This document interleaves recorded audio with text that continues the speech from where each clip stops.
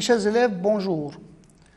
Je vous propose aujourd'hui deux exercices d'analyse pour les élèves des sections scientifiques, dont le contenu est, pour l'exercice numéro 1,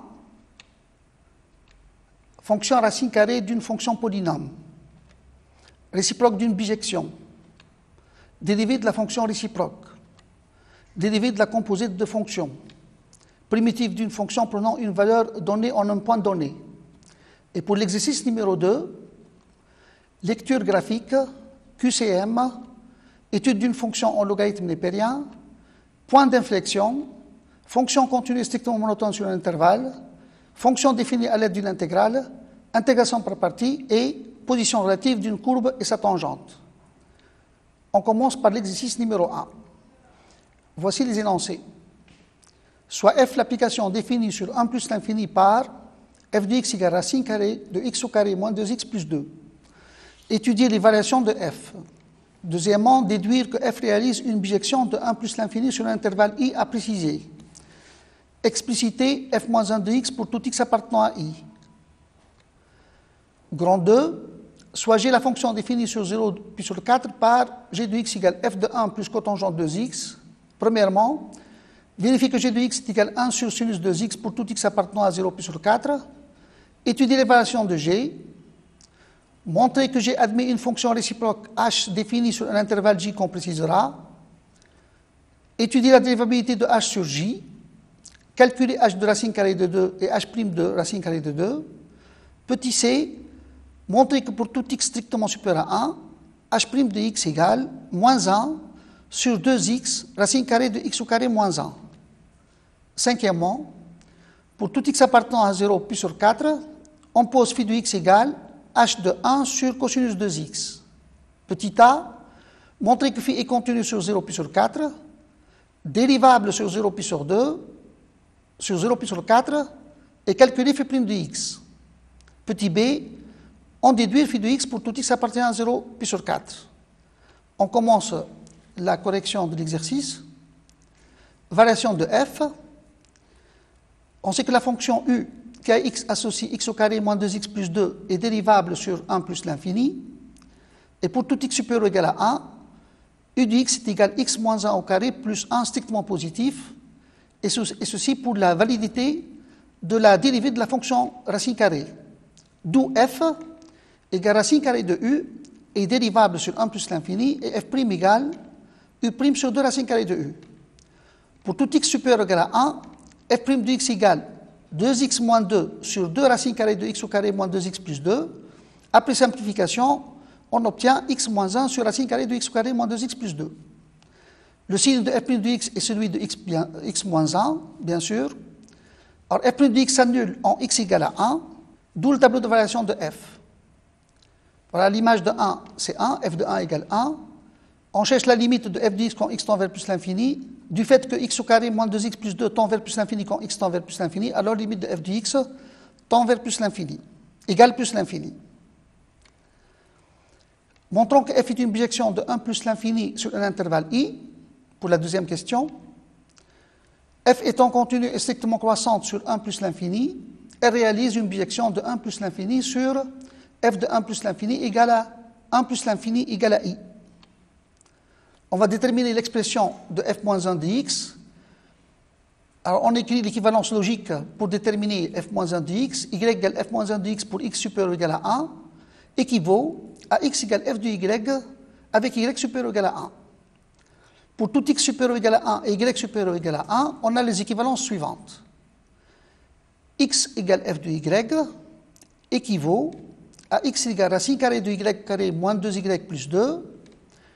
Nous sommes en train de chercher y en fonction de x, donc il faut élever au carré. On obtient x au carré égale y au carré moins 2y plus 2. Alors, on obtient une équation de second degré en y, mais on préfère utiliser le début d'un carré, y carré moins 2y. Alors, ceci est équivalent à y moins 1 au carré égale x au carré moins 1. En passant aux racines carrées, il est équivalent que y moins 1 égale racine carrée de x au carré moins 1. Ceci est équivalent AY égale à 1 plus racine carrée de x au carré moins 1. Ainsi, f moins 1, c'est l'application de 1 plus l'infini sur 1 plus l'infini, kx associe 1 plus racine carrée de x au carré moins 1. On passe au grand 2.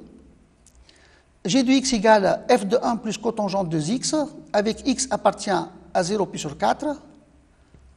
Première question. Montrons que pour tout x appartient à 0 pi sur 4, g de x égale 1 sur sinus de x. Alors, on va utiliser une technique pour simplifier le calcul de g de x. Pour tout t supérieur ou égal à 1, f de t égale racine carrée de t moins 1 au carré plus 1. Alors maintenant, on remplace t par cotangente de x, avec x appartenant à 0 pi sur 4. On obtient g de x égale, alors 1 plus cotangente de x moins 1, ça nous donne cotangente carrée de x plus 1, égale, en remplaçant cotangente de x par cosinus de x sur sinus de x, et on réduit au même dénominateur, on obtient racine carrée de 1 sur sinus carré de x.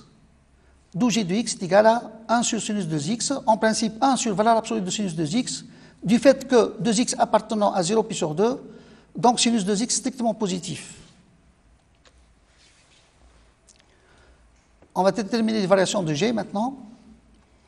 Deuxièmement, la fonction kx associée sinus de x est dérivable et ne s'annule pas sur 0 pi sur 4, d'où g est dérivable sur 0 pi sur 4 comme inverse d'une fonction dérivable. Étudions le signe de g' de x. Pour tout x appartenant à 0 pi sur 4, g' de x est égal à moins 2 cosinus de x sur sinus carré de x en utilisant la dérivée de l'inverse 1 sur u égale moins u' sur u carré. Alors maintenant, pour le signe de la dérivée, pour tout x appartenant à 0 pi sur 4, on a 2x appartenant à 0 pi sur 2 et cosinus de x il est positif. Donc, g' de x est négatif pour tout x appartenant à 0 pi sur 4. Il s'annule pour x est égal à pi sur 4. D'où le tableau de variation de g. Alors, la limite de sinus de x quand x tend vers 0 égale à plus l'infini, et l'image du pi sur 4 par la fonction g, c'est égal à 1. Maintenant, on va montrer que g admet une fonction réciproque. Alors g étant continue et strictement décroissante sur 0 pi sur 4, elle réalise une bijection de 0 pi sur 4 sur g de 0 pi sur 4 égale à 1 plus l'infini, qui est égal à j. G admet donc une fonction réciproque qu'on va noter h. Alors, quatrième question, petit a. On va parler de dérivabilité de h sur j. H, n'oubliez pas que h c'est g moins 1. Donc, on va donner les trois conditions sur la dérivabilité d'une fonction réciproque. La fonction g est dérivable sur 0 pi sur 4, ne s'annule pas sur l'ouvert 0 pi sur 4, et g est strictement décroissante sur 0 pi sur 4, ou bien g est une bijection de 0 pi sur 4 sur 1 plus l'infini. Vous avez le droit de décrire les deux. D'où g moins 1 égale h est dérivable sur l'image de 0 pi sur 4 par g, qui est égal à 1 ouvert plus l'infini. On va déterminer maintenant, pour le petit b, le réel x qui appartient à l'intervalle 0 pi sur 4, tel que x égale h de 2, h de racine carrée de 2. Alors x égale h de racine carrée de 2, équivalent à g de x égale racine carrée de 2. N'oubliez pas que h c'est g moins 1 de g moins 1. Alors ceci est équivalent à sinus de x est égal à racine carrée de 2 sur 2 égale sinus pi sur 4. Donc, il nous faut une seule valeur qui appartient à 0 pi sur 4, qui est x égale à pi sur 8. Ainsi, h de racine carrée de 2 égale pi sur 8. On va utiliser maintenant la dérivée de la fonction réciproque en un point, le nombre dérivé en un point, en utilisant la formule h' de racine carrée de 2 égale 1 sur g' de h de racine carrée de 2 est égal à pi sur 8. Égale un calcul simple donne moins racine carrée de 2 sur 4. Ainsi, h' de racine carrée de 2 égale moins racine carrée de 2 sur 4. Maintenant, on va donner le nombre dérivé en tout point x strictement positif de la fonction h. On va montrer que pour tout x strictement supérieur à 1, h' de x égale moins 1 sur 2x racine carrée de x carré moins 1. Pour tout x strictement supérieur à 1, la formule de la dérivée de la fonction réciproque, c'est h' de x égale 1 sur g' de h de x. Alors maintenant, on va utiliser une technique pour calculer h' de x en fonction de x. Alors pour cela, on pose y égale h de x, équivalent x est égal 1 sur sinus 2y, équivalent sinus 2y égale 1 sur x. Bien sûr, ceci est vrai pour tout x supérieur à 1 et y strictement supérieur à 0 et inférieur à 4, à pi sur 4. Ainsi, h' de x est égal 1 sur g' de y. On écrit h' de x en fonction de g' de y, puis par la suite, il faut se débrouiller pour déterminer h' de x en fonction de x seulement. On a ainsi h' de x est égal à moins sinus carré 2y sur 2 cosinus 2y. On a, d'après la page précédente, sinus 2y est égal à 1 sur x. On remplace donc sinus 2y par 1 sur x. On obtient 1 moins 1 sur 2x carré. Et on remplace cosinus 2y, qui est strictement positif, par racine carrée de 1 moins sinus carré 2y, en utilisant bien sûr la formule magique cosinus carré 2y plus sinus carré 2y égale à 1. Cinquième question. Pour tout x appartenant à 0 pi sur 4, on pose phi de x égale h de 1 sur cosinus de x. Maintenant, on va exploiter les propriétés de la composée de deux fonctions, surtout la dérivabilité de la composée et la continuité de la composée. Et ici, h, on ne connaît pas son expression. Et pourtant, on va faire la dérivée de phi. Pour tout x appartenant à 0 pi sur 4, on pose phi de x égale h de 1 sur cosinus de x.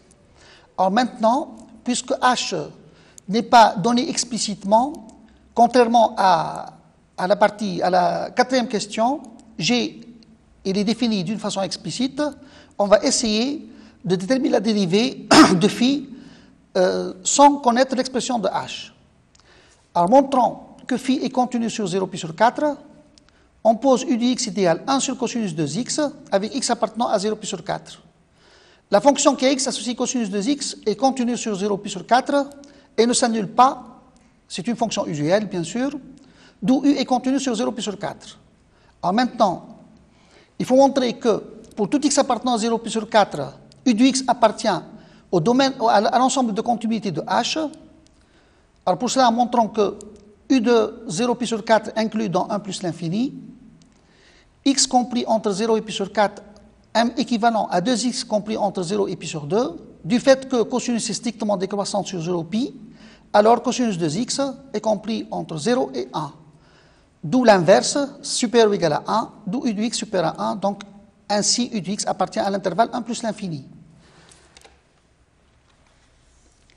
Alors maintenant, les trois conditions de continuité de la fonction composée, u est continu sur 0 pi sur 4, on a préparé tout le terrain, maintenant on va récapituler et on va conclure. H continu sur 1 plus l'infini, pour tout x appartient à 0 pi sur 4, u de x appartient à 1 plus l'infini, d'où phi égale h rond u est continu sur 0 pi sur 4 comme composé. On va passer maintenant à la dérivabilité de u, la dérivabilité de phi plutôt. Montrons que u est dérivable sur 0 pi sur 4 tout d'abord. Montrons avant tout que pour tout x appartient à 0 pi sur 4, u de x strictement positif pour que u de x appartienne à l'ensemble de dérivabilité de u, de h plutôt. X compris entre 0 et pi sur 4 équivaut à 2x compris entre 0 et pi sur 2 au sens strict, implique toujours la fonction cosinus est strictement décroissante, cosinus de x compris entre 0 et 1, d'où u de x strictement supérieur à 1. Ainsi, les trois conditions de dérivabilité de la fonction composée, u dérivable sur 0 pi sur 4, h dérivable sur 1 plus l'infini, et pour tout x appartient à 0 pi sur 4, u de x appartient à 1 plus l'infini, d'où phi égale h rond u est dérivable sur 0 pi sur 4 comme composé. Et on donne la formule de la composée. Pour tout x appartenant à 0 pi sur 4, phi' de x égale u' de x, h' de u de x. Égal maintenant. On remplace maintenant U' de x par sa valeur et H' de x par sa valeur. On obtient 2 sinus 2x sur cosinus carré 2x. Et on sait que H' de x égale moins 1 sur 2x racine carrée de x au carré moins 1, mais cette fois-ci appliqué à U de x. C'est-à-dire on remplace x par 1 sur cosinus 2x. On obtient moins 1 sur 2 cosinus 2x, racine carrée de 1 sur cosinus carré 2x, moins 1. En simplifiant par cosinus 2x, on obtient moins 2 sinus 2x sur 2 cosinus 2x fois racine carrée de 1 sur cosinus carré 2x, moins 1. En remplaçant cosinus 2x par racine carrée de cosinus carré 2x, et en multipliant les deux racines carrées, on obtient moins sinus 2x sur racine carrée de 1 moins cosinus carré 2x, après avoir simplifié bien sûr par 2. Racine carrée de 1 moins cosinus carré 2x est égale valeur absolue de sinus 2x. Comme sinus 2x strictement positif pour tout x appartenant à 0 ouvert pi sur 4, c'est-à-dire 2x appartient à 0 ouvert pi sur 2, en simplifiant par sinus 2x, on obtient moins 1. La conclusion, pour tout x appartient à 0 pi sur 4, phi' de x est égal à moins 1. Alors maintenant, le but, c'est de chercher phi de x. L'expression de phi de x, alors phi est contenu sur 0 pi sur 4 ici, est dérivable sur le fermé en 0, est dérivable sur l'ouvert en 0, l'intervalle 0 pi sur 4, et pour tout x appartient à 0 pi sur 4, phi' de x est égal à moins 1. Donc phi ne peut être qu'une primitive de la fonction qui a x associé moins 1, la fonction constante qui a x associé moins 1, sur l'intervalle 0 pi sur 4 fermé en 0, du fait que phi est contenu sur 0 pi sur 4. Alors, il existe une constante réelle C, telle que pour tout x appartenant à 0 pi sur 4, phi de x est égal à moins x plus c. La fonction qui a x associé moins x plus c est une primitive sur 0 pi sur 4 de la fonction qui a x associé moins 1. Déterminons maintenant la constante c. Il suffit de prendre l'image d'un point. On a d'une part phi de 0 égale à c, et d'autre part phi de 0 est égal à h de 1 égale pi sur 4. Alors pourquoi h de 1? Parce que phi de x est égal à h de 1 sur cosinus 2x. Et cosinus 0, ça fait 1. Égal à pi sur 4. En effet, pourquoi h de 1 égale pi sur 4? On a g de pi sur 4 est égal à f de 1 est égal à 1. Et du fait que h est la fonction réciproque de g, alors h de 1 égale pi sur 4. D'où, pour tout x appartenant à 0 pi sur 4, phi de x est égal à moins x plus pi sur 4. Alors, récapitulons maintenant ce qu'on a fait dans cet exercice. On a utilisé la continuité, la dérivabilité d'une fonction, ainsi que la dérivabilité de la fonction réciproque. On a utilisé aussi l'expression de la dérivée de la fonction réciproque. Et en fin de compte, on a utilisé aussi la primitive d'une fonction prenant une valeur donnée en un point donné. Voilà, c'est une bonne partie du programme. Passons maintenant à l'exercice 2. Voici l'énoncé. Partie 1. Sur la figure ci-contre est tracée dans un repère orthogonal la courbe C représentative de la fonction f définie et dérivable sur R plus étoile. Voici la courbe représentative de cette fonction. Alors, elle est bien contenue, il n'y a pas de saut, elle est bien dérivable, il n'y a pas de point anguleux. Les points A, B, C, D qui figurent dans le graphique, les voilà, sont des points de la courbe C d'abscisse respective 1, racine carrée de E et E racine carrée de E. A c'est un point de l'axe des abscisses. La droite T est la tangente AC au point d'abscisse D. Voici la droite T, D, T. Première question. Alors, dans cette question, on ne demande qu'une observation graphique. Petit a, les quatre réels, 0, moins 0,02, 1 et 0,18 sont une estimation à 10 puissance moins 2 près des coefficients directeurs des tangentes à la courbe C au point A, B, C et D. Précisez le coefficient directeur de chaque tangente. Petit b, précisez combien la courbe C admet de tangentes horizontales, de tangentes passant par l'origine et de tangentes de coefficient directeur 1. Petit c, choisir le seul tableau pouvant décrire les variations de la fonction dérivée de f. Justifier ce choix. Deuxièmement, on admet que la fonction dérivée de f est définie sur R plus étoile par g de x égale 1 moins log de x sur x carré. Petit a, dressez le tableau de variation de g. Est-il conforme avec le choix fait dans la question 1, petit c? Petit b, calculez g de 1, puis démontrer que l'équation g de x égale 1 n'a qu'une seule solution. Quelle observation de la question 1 petit b a-t-on démontré? Expliquez pourquoi f est défini sur R plus étoile par f de x égale somme de 1 à x de 1 moins log de t sur t carré dt. Calculez f de x à l'aide d'une intégration par partie. On va passer à la partie 2. On étudie la fonction f définie sur R plus étoile par f de x égale log de x sur x. Étudiez les variations de f.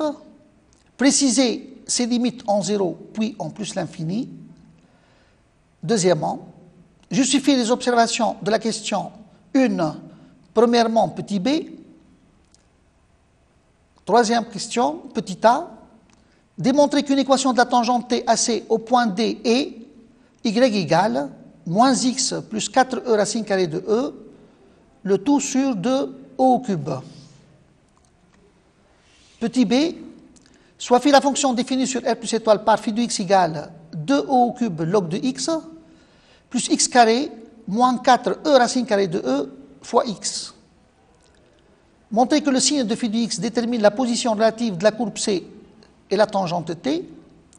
Petit c, à partir des variations de phi, déterminer la position relative de la courbe C et cette tangente.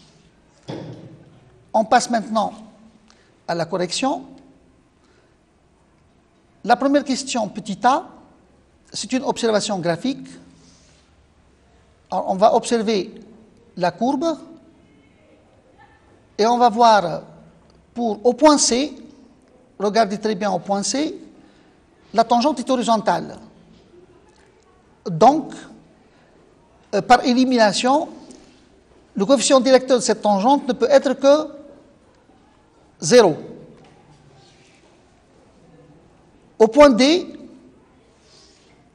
on regarde au point D, la tangente a pour pente négative et on a dans les énoncés un seul nombre négatif qui est moins 0,02.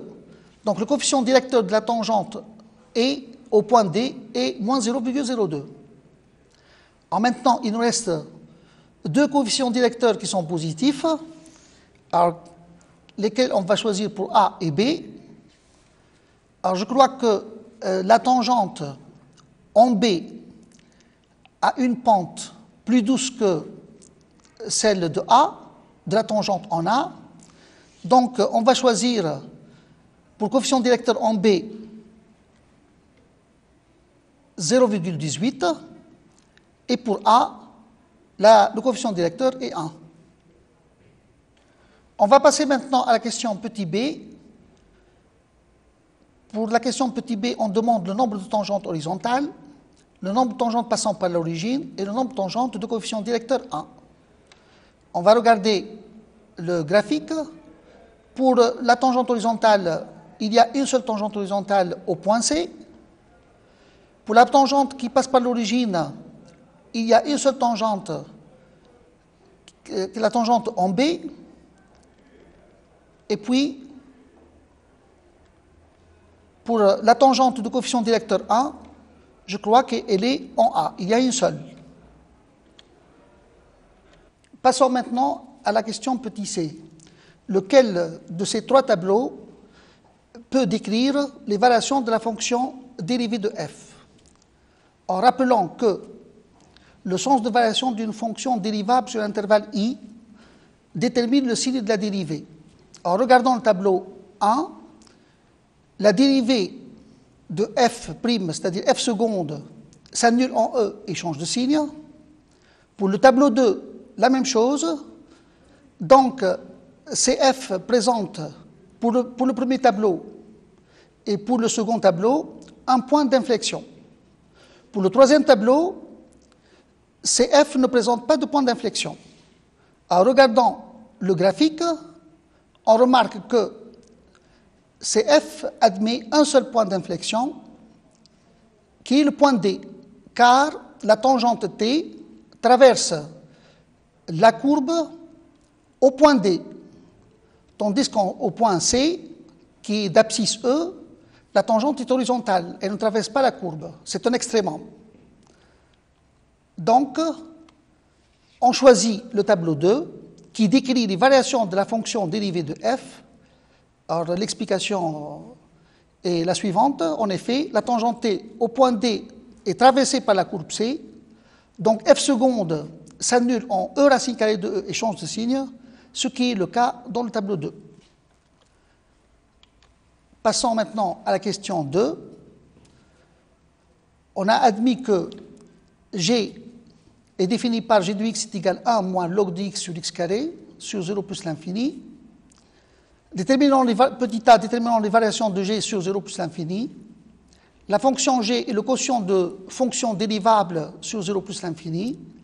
Elle est dérivable sur 0 plus l'infini. Et pour tout x appartient à 0 plus l'infini, on utilise la dérivée de u sur v. Alors g' de x égale moins 1 sur x, qui est la dérivée du quotient, du dénominateur, fois la dérivée du numérateur, fois x carré, moins 2x, qui est la dérivée du dénominateur, fois 1 moins log de x, qui est le numérateur, sur x à la puissance 4. C'est-à-dire u sur v' égale u'v moins uv' sur v carré. Après simplification, g' de x est égal à 2 log de x moins 3 sur x au cube. Étudions maintenant le signe de g' de x sur 0 plus l'infini. Du fait que pour tout x strictement supérieur à 0, on a x au cube strictement positif. Regardez, g' de x égale 2 log de x moins 3 sur x au cube, donc le dénominateur est strictement positif. Le signe de g' de x est celui de 2 log de x moins 3. Pour tout x strictement supérieur à 0, 2 log de x moins 3 strictement positif équivaut à log de x strictement supérieur à 3 demi. La fonction exponentielle est strictement croissante, d'où ceci est équivalent à x supérieur à e à la puissance 3 demi, ceci est équivalent à x supérieur à e racine carrée de e. Alors g' de x s'annule seulement en x est égal à e racine carrée de e. Calculons maintenant les limites aux bornes de l'ensemble de définition de g. La limite de 1 sur x carré quand x tend vers plus l'infini, ça fait 0.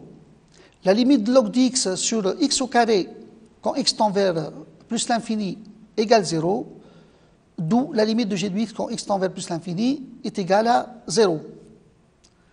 De même pour en 0 plus, la limite de log de x quand x tend vers 0 plus égale moins l'infini. La limite de 1 sur x au cube quand x tend vers 0 plus égale plus l'infini. Alors, la limite de g de x quand x tend vers 0 plus est égale à plus l'infini. D'où le tableau de variation de la fonction g.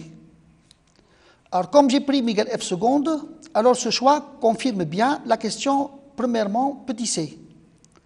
On va passer à la question suivante, petit b. Le calcul de g de 1 et démontrer que l'équation g de x égale 1 n'a qu'une seule solution. Du fait que g, on a g de 1 égale 1, du fait que g est strictement décroissante sur l'intervalle 0e racine carrée de e, voilà dans le tableau, et g de 1 égale 1, alors 1 est l'unique solution dans 0e racine carrée de e de l'équation g de x égale 1. Maintenant, d'après le tableau de variation de g, encore, l'image de l'intervalle e racine carrée de e plus l'infini est l'intervalle moins 1 sur 2e au cube, 0. Donc, 1 n'appartient pas à cet intervalle. D'où l'équation g de x égale 1 n'admet pas de solution dans e racine carrée de e plus l'infini. Ainsi, l'équation g de x égale à 1 admet dans 0 plus l'infini 1 comme unique solution.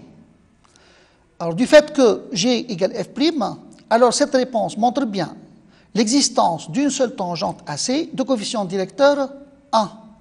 Et ceci confirme l'observation faite dans la question 1 petit b. Passons maintenant au petit c.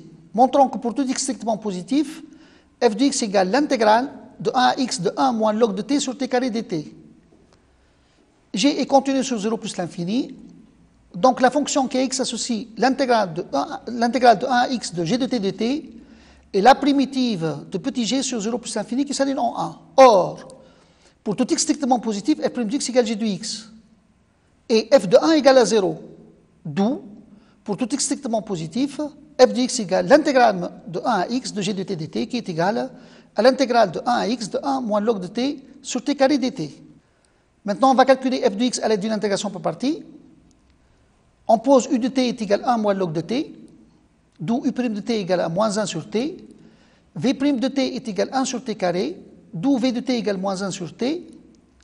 Pour tout x strictement positif, f de x est égal à u de t, v de t pris entre 1 et x, c'est-à-dire 1 moins log de t sur t, pris entre 1 et x, moins l'intégrale de 1 à x de u' de t, v de t, c'est-à-dire 1 sur t carré dt. F de x égale moins 1 moins log de t sur t pris entre 1 et x, plus 1 sur t, parce qu'une primitive de 1 sur t carré, de la fonction qui a été associée 1 sur t carré, c'est moins 1 sur t. Ainsi, f de x égale log de x sur x. Conclusion, pour tout x strictement positif, f de x est égal à log de x sur x. Passons maintenant à la partie grand 2. C'est la partie qui est un peu théorique, pas sans observation. Maintenant, on va confirmer ce qu'on a vu dans la première partie. On étudie la fonction f définie sur r plus étoile par f de x est égal à log de x sur x. Variation de f. Juste d'après la partie grand 2, d'après précédemment, on a vu f' égale à g. Alors donc, d'où le tableau de variation de f. C'est-à-dire, on va chercher le signe de f'. Alors, le signe de f' s'obtient en lisant seulement le tableau de variation de g.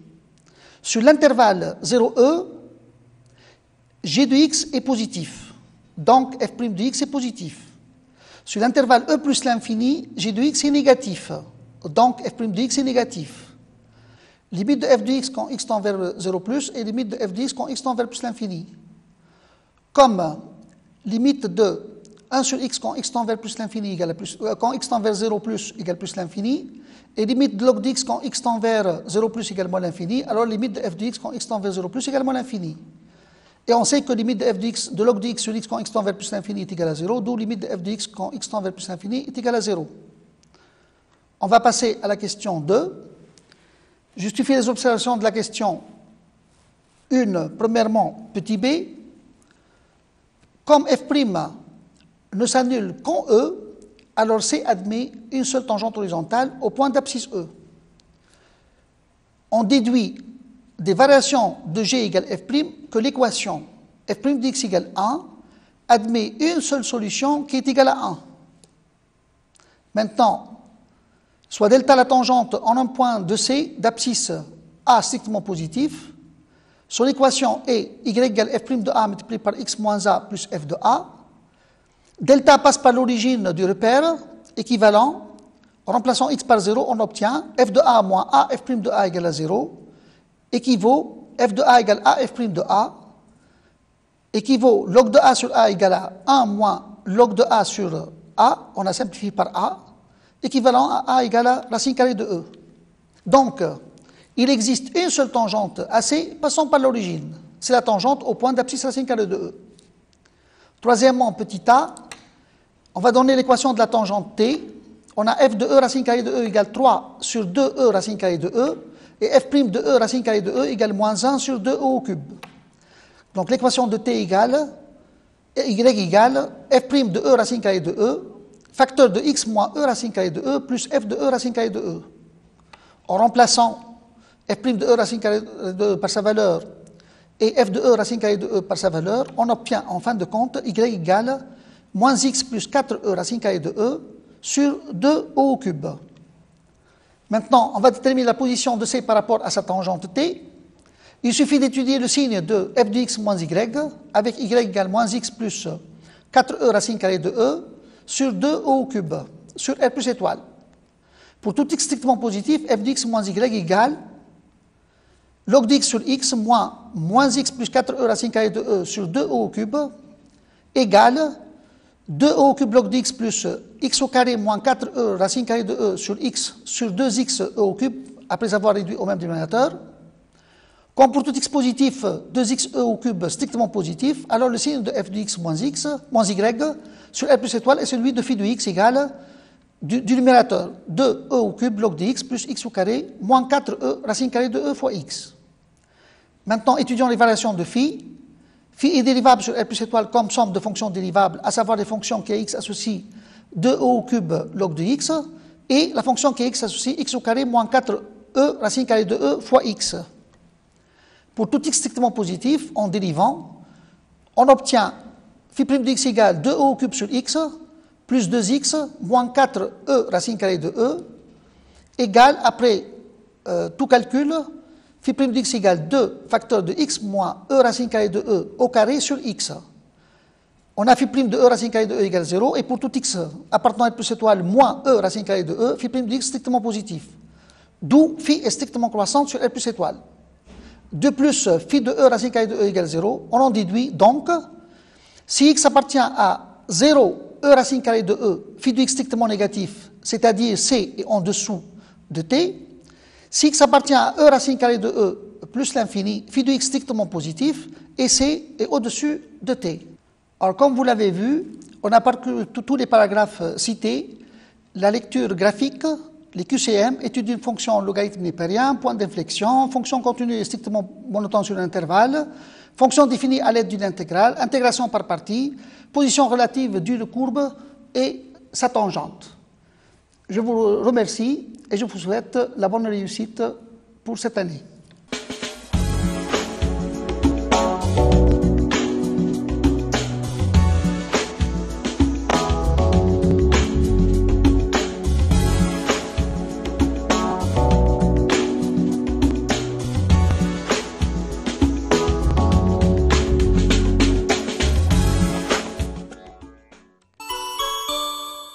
دقيقة طاقة. النجم نربح